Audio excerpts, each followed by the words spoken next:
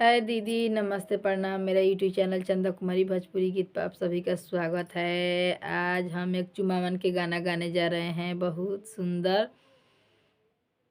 आप लोग सुनिए मेरा गाना और बुरा मत मानिएगा, क्योंकि चुमावन के गाना है। शादी ब्याह में लेडीज सब चुमाती है, उस समय के गाना है, इसलिए हम गाने जा रहे हैं। आप लोग मेरा गाना सुनिएगा और फुल वीडियो देखिएगा। अच्छा लगेगा तो लाइक सब्सक्राइब जरूर कीजिएगा और कमेंट बॉक्स में ज़रूर बताइएगा हमारा गाना कैसा लगा।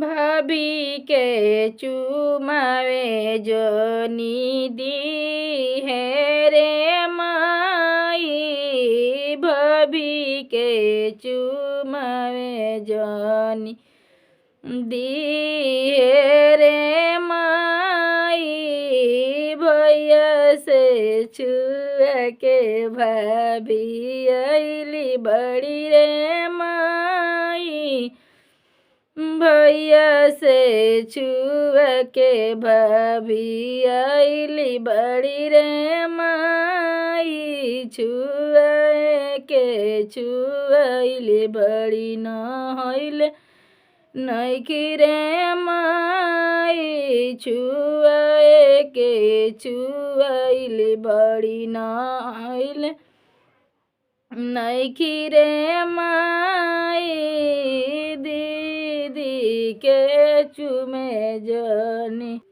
दीदी के चुमावे जनी दी है रे माई, दीदी के चुमावे जनी दी है रे माई, जीजा से छुआइले दीदी आइली बड़ी रे माई, जीजा से छुआइले दीदी आइली बड़ी रे माई, छुआई के छुआइले बड़ी न होइले नइखी रे माई, छुआए के छुआइले बड़ी न होइले नइखी रे माई,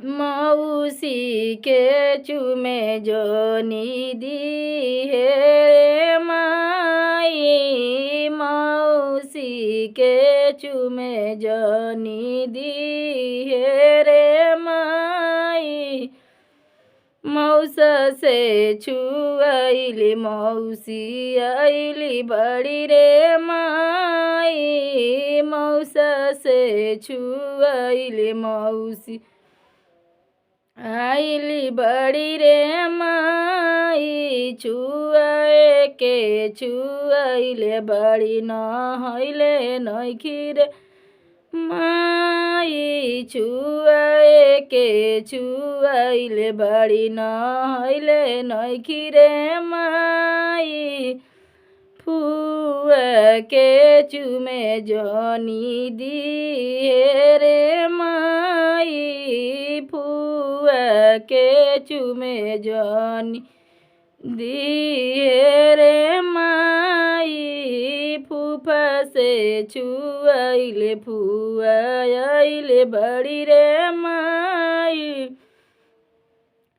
फूफा से छुआइले फुआ आइले बड़ी रे माई, छुआए के छुआइले बड़ी न होइले नइखी रे माई, छुआए के छुआइले बड़ी न होइले नइखी रे माई। दीदी और भैया बहुत मेहनत से हम वीडियो बनाते हैं, आप लोग फुल सपोर्ट कीजिए। गाला नहीं चल रहा है, खोखी हो गया है, फिर भी मैं वीडियो बना रही हूँ। आप सभी अपना प्यार दुलार देना मत भूलिए।